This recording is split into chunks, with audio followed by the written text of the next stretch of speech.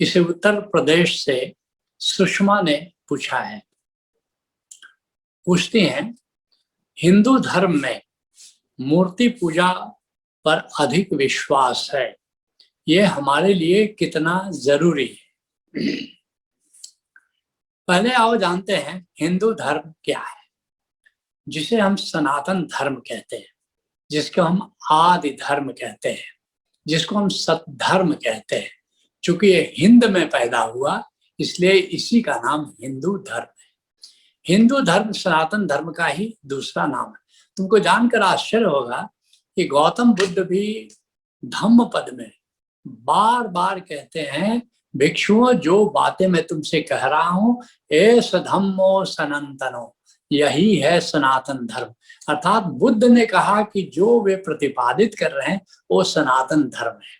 शिव ने जो प्रतिपादित किया वो सनातन धर्म है, राम ने जो प्रतिपादित किया वह सनातन धर्म है, कृष्ण ने जो प्रतिपादित किया वह सनातन धर्म है।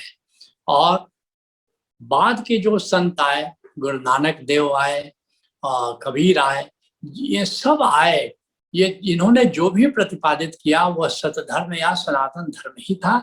और ओशो ने भी जो प्रतिपादित किया, उन्होंने स्वयं कहा बुद्ध पर बोलते हैं कि मैं भी जो कह रहा हूं यह भी सनातन धर्म है। और चूंकि सनातन धर्म का अर्थ था आदि धर्म, भगवान शिव से चला हुआ धर्म, लेकिन चूंकि ये हिंद में पैदा हुआ इसलिए इसका नाम है हिंदू धर्म। और मेरे देखे सनातन धर्म क्या क्या हिंद में पैदा हुआ है। एक तो हिंदू धर्म जिसको कहते हैं जो सनातन धर्म ही है, और फिर जैन धर्म पैदा हुआ तो यह भी हिंदू धर्म ही है, उसी का एक मत है, उसी का एक विभाग है। बौद्ध धर्म यह भी हिंदू धर्म ही है, हिंदू धर्म का ये एक्चुअली ये जैन मत है, बौद्ध मत है, सिख मत को तो गुरु मत ही कहते हैं, गुरु मत ही असली उसका नाम है, गुरुओं का मत। तो ये सब हिंदू धर्म है।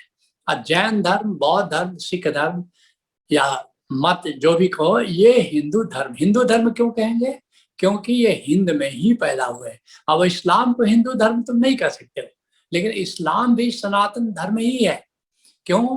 क्योंकि इस्लाम के आदि पैगंबर जो हजरत आदम है वो भगवान शिव का ही दूसरा नाम है। ईसाइयत पैदा हुई, वह ईसाइयत भी यहूदी धर्म, उसके भी आदि पैगंबर तो आदम ही है, भगवान शिव है। तो सब सनातन धर्म के हिस्से हैं, लेकिन वह सनातन धर्म आगे चल के जो हिंद में विकसित हुआ उसको कहते हैं हिंदू धर्म। तो ये है हिंदू धर्म। और ये जो हिंदू धर्म है जिस रूप में आगे विकसित हुआ, अगर मैं हिंदू धर्म कहता हूँ तो याद रखना जैन धर्म, बौद्ध धर्म, सिख धर्म को मैं इसी में सम्मिलित करता हूँ, क्योंकि ये भी हिंद में ही पैदा हुए हैं, इसलिए ये हिंदू धर्म के ही अंग है। तो इन चारों धर्मों को लेकर के जो हिंदू धर्म मैं कह रहा हूं, तो इसके 5 स्तंभ है। क्या क्या है? ये सभी धर्म जो हिंद में पैदा हुए ये अद्वैत को मानते हैं, करीब करीब। थोड़ा चूंकि हिंदू धर्म है या सनातन धर्म है और विभिन्न मत है तो थोड़े थोड़े भेद हो सकते हैं, लेकिन हिंदू धर्म जिस रूप में आगे विकसित हुआ, हिंदू धर्म जिसको कहते हैं, वो 5 मुख्य उसके स्तंभ है। इसमें से जैसे बौद्ध धर्म में कोई 5 में से 3 हो गया या 4 हो गया, जैन में से मान लो 5 में से कोई और 4 ले लिया, सिख धर्म में करीब करीब 5 है। तो क्या क्या है? पहला है अद्वैत है। अद्वैत का मतलब क्या हुआ? सब ब्रह्म है, सब गोविंद है, सब गोविंद है, गोविंद बिन नहीं कोई। तुम पढ़ते हो गुरु ग्रंथ साहब का शब्द है, संत नामदेव का, क्योंकि गुरु ग्रंथ साहब में सभी संतों की वाणी है, गुरुओं की वाणी है। सब गोविंद है, सब गोविंद है, गोविंद बिन नहीं कोई। तो हिंदू धर्म का पहला स्तंभ ये है। दूसरा स्तंभ क्या है? निर्गुण, अर्थात परमात्मा कैसे है? वो निर्गुण है, निराकार है। आज उसकी व्याख्या कई बार तुमने मेरे माध्यम से सुनी होगी कि ये जो आकाश है ये जीवंत है। ओशो कहते हैं जिसने आकाश की जीवंतता को जाना, जिसने आकाश की चैतन्यता को जाना, उसने ही परमात्मा को जाना। तो ये सारा आकाश ये तो निर्गुण है, इसकी निराकार है। तो हिंदू धर्म मानता है कि परमात्मा निर्गुण है, निराकार है। तीसरा स्तंभ क्या है? सगुण ब्रह्म। सगुण ब्रह्म का क्या मतलब हुआ?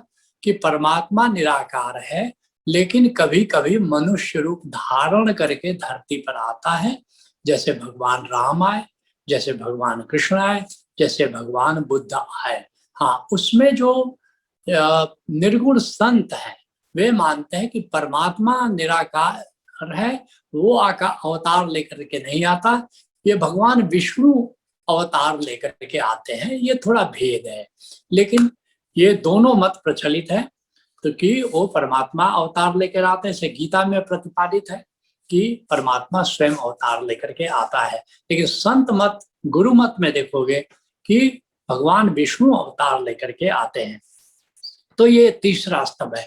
चौथा स्तंभ क्या है? देव संस्कृति। इसको हिंदू धर्म ने, सनातन धर्म ने स्वीकार किया है कि परमात्मा तो निराकार है, लेकिन इस सृष्टि को सृष्टिकर्ता भी है, और सृष्टि के संचालन के लिए उसने एक देवताओं का की टीम खड़ी की है, और मुख्य देवता है भगवान ब्रह्मा, भगवान शिव और भगवान विष्णु। भगवान ब्रह्मा के जिम्मे डिजाइन तैयार करना है कि कौन से जीव जंतु का क्या डिजाइन होगा, हाथी कैसा होगा, घोड़ा कैसा होगा, बंदर कैसा होगा, मनुष्य कैसा होगा, पेड़ कैसा होगा, सब जीव जंतु कैसे डिजाइन होंगे, ये उनके जिम्मे है। भगवान शिव का क्या है? जन्म, मृत्यु और जीवन, इसको देखना उनका विभाग है। कैसे गर्भ में आएगा, मनुष्य आएगा या जीव जंतु आएंगे, किसको गर्भ की जरूरत है, किसी को 4 प्रकार से, उद्भिज है, स्वेदज है, जरायु है, तो अलग अलग तरह से सृष्टि चलती है। तो इसमें भगवान शिव देखते हैं कि मृत्यु के बाद कहाँ जाएगा, मृत्यु के बाद स्पिरिट वर्ल्ड में जाएगा, उसका गवर्नेंस कैसा होगा, फिर कैसे गर्भ में आएगा, कैसे जन्म होगा, और कैसे कर्म के नियम के आधार पर उसका जीवन चलेगा, ये भगवान शिव देखते हैं। उसी तरह से भगवान विष्णु देखते हैं कि कैसे धरती पर सत्य धर्म की स्थापना हो, कैसे सत्यम शिवम सुंदरम की दिशा में सृष्टि आगे बढ़े, ये भगवान विष्णु देखते हैं। और इन तीनों मुख्य देवों के अतिरिक्त कई देवता है। गणेश है, वो पृथ्वी मंडल के इंचार्ज है, वरुण है, जल मंडल के इंचार्ज है, अग्नि है, ऊर्जा मंडल के इंचार्ज है, वायुदेव हैं, वायुमंडल के इंचार्ज है, इंद्र हैं, आकाश मंडल के इंचार्ज है। और इनके अतिरिक्त भी अलग अलग क्षेत्र के, अलग अलग विभाग के अलग अलग देवता हैं जो कि सृष्टि के प्रबंधन को देखते हैं। तो देव संस्कृति भी मुख्य स्तंभ है। और 5वां स्तंभ सदगुरु है, अर्थात कि सदगुरु के माध्यम से लोग परमात्मा को जाने, और ये जैसा मैंने कहा कि सद्धर्म की स्थापना हो। ये सनातन धर्म या हिंदू धर्म के ये 5 स्तंभ है। अब तुमने पूछा है कि ये मूर्ति पूजा पर लोग विश्वास करते हैं, इसका क्या इंपॉर्टेंस है, क्या महत्व है। तो अब ये जो देवता हुए या अवतार हुए, तो इनके प्रतीक के रूप में उनकी मूर्ति या उनके चित्र स्थापित किए जाते हैं। अब लोग क्या भ्रम में पड़ जाते हैं कि लोग पत्थर पूज रहे हैं, पत्थर नहीं पूज रहे हैं। अब या कोई अपने पिता का चित्र अपने ड्राइंग रूम में रखे हुए है और प्रणाम कर रहा है, तो लोग देखो ये कागज के टुकड़े को प्रणाम कर रहा है। तो ये समझ जो है, ये बड़ी बौनी समझ है, ये बड़ी ओछी समझ है। इसका बहुत सुंदर जवाब स्वामी विवेकानंद ने दिया अमेरिका में। किसी ने पूछा कि आप लोग मूर्ति पूजा करते हो, इसकी क्या जरूरत है, पत्थर को पूजते हो, जा करके कागज के टुकड़े का चित्र बना लेते हो, कागज के टुकड़े को पूजते हो। तो विवेकानंद ने कहा कि आप किसी दिन घर पर मुझे बुलाइए, इसका मैं जवाब वहां दूंगा। उसने कहा कि बेशक आज शाम को आप आ जाइए। विवेकानंद पहुंचे और उस व्यक्ति से उन्होंने पूछा, ये जो चित्र टंगा ये किसका है? तो उसने कहा कि ये मेरे पिताजी की तस्वीर है। उन्होंने कहा क्या मैं देख सकता हूँ? कहाँ, शौक से उसने उतारा चित्र को, विवेकानंद के हाथ में पकड़ाया। विवेकानंद ने उस हाथ से नीचे गिरा दिया चित्र को, उस पर पैर रख दिया, और वो आदमी तो आग बबूला हो गया। आप कैसे आदमी हो, मेरे पिताजी पर आपने पैर रख दिया? मैं तो सब सोचता था कि आप साधु हो, संत हो, लेकिन ये क्या तरीका है? विवेकानंद हंसने लगे, तो क्यों, ये तो कागज का टुकड़ा है, ये तो तुम्हारे पिताजी नहीं है। तब जाकर के उसकी अकल ठिकाने आई। विवेकानंद ने कहा शिव जी के प्रतीक के रूप में शिवलिंग स्थापित है, या भगवान राम की मूर्ति स्थापित है, या भगवान शिव की का चित्र या मूर्ति स्थापित है, ये केवल प्रतीक है। उनके माध्यम भगवान शिव का जो प्रतीक है वहां पर, वो पत्थर को कोई नहीं पूज रहा है, उनके माध्यम से, उस प्रतीक के माध्यम से भगवान शिव जो सृष्टि के संचालक हैं, तो उनको याद कर रहे हैं, उनका स्मरण कर रहे हैं। उसी तरह से कहीं पर तब राम की मूर्ति है तो उस मूर्ति को थोड़े कुछ कर रहे हैं, असली बात है उस मूर्ति के माध्यम से भगवान राम की ऊर्जा से जुड़ने का प्रयास कर रहे हैं।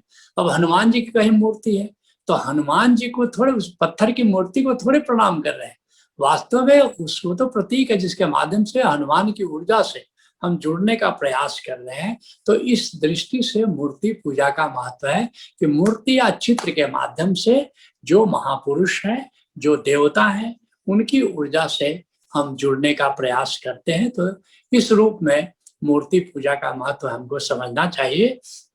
और सबसे बड़ी बात यह है कि झुकना बड़ी बात है। और इबादत में हम क्या करते हैं, पूजा में क्या करते हैं, हम झुकते हैं। मूर्ति जो है हमारे झुकने में मदद करती है, और मंदिर जाते हैं या मस्जिद जाते हैं, वहां जाकर के हम झुकते हैं। और असली बात झुकने की कला है। जब आप झुकते हो, किसी के सामने झुकते हो, तो आपका अहंकार गलता है, और अहंकार जब गलता है तो ओंकार प्रकट हो जाता है। तो बुद्ध के जीवन का एक उल्लेख है कि वहाँ वैशाली में अकाल पड़ा है, और लोग गौतम बुद्ध के पास आते हैं कि आप इस युग के पुरुष हैं, आप एक बार चलें तो बारिश हो सकती है। भगवान बुद्ध उनके कहने पर वहां जाते हैं, और जाते ही वैशाली में बारिश होती है। आनंद पूछता है ये कैसा चमत्कार हुआ, इतना अकाल, दरारें पड़ी हुई है जमीन में, बारिश का कोई ठिकाना नहीं, और आपके आते ही इतनी सुंदर बारिश। भगवान बुद्ध कहते हैं कि इसके सूत्र मेरे पिछले जन्म में निहित है। मैं पिछले जन्म में जहां भी झुकने का मौका मिलता था मैं झुक जाता था, चाहे वो नदी हो, चाहे चैत्य हो, विहार हो, प्रतिमा हो, कोई भी हो, वृक्ष हो, मैं झुक जाता था। और झुकने के कारण मेरा अहंकार गलता चला गया, और नतीजा ये हुआ जो तो आज तुम चमत्कार देखते हो। ये चमत्कार के सूत्र, इस चमत्कार की कुंजी मेरे पिछले जन्म के मेरे झुकने के कारण, मेरी निरहंकारिता के कारण है। तो असली बात झुकना है। मैंने तो अपनी मौज में अपना सर झुका दिया, अब खुदा मालूम कि वो काबा था कि बुत खाना था।